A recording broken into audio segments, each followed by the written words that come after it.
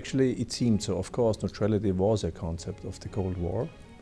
And during the 90s and after our EU membership, we left the concept of neutrality because we had the intention to realize our security policy within the framework of the European Union.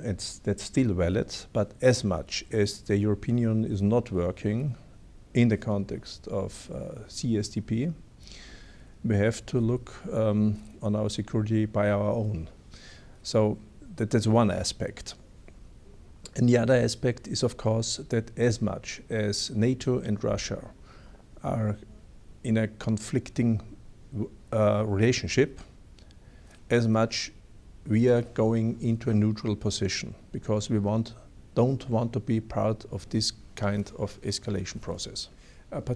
Not for other EU members, but there are a lot of countries, there are some countries in Europe, so in between, for instance, the EU and Russia, also on the Western Balkans. And for these countries, neutrality could fit as an appropriate security political concept, because it could be some sort of a de-escalating process if these countries wouldn't have to decide whether they should belong to the West or the East, but to stay in between. And that was actually the concept of the Austrian neutrality. Austria was in between the Western and the Eastern Bloc, although it was part of the Western economic and political system, so to say.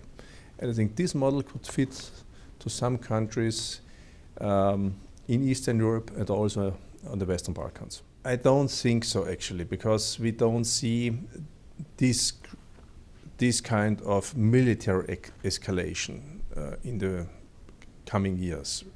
But it is a contribution to a political de-escalation process. That's the point.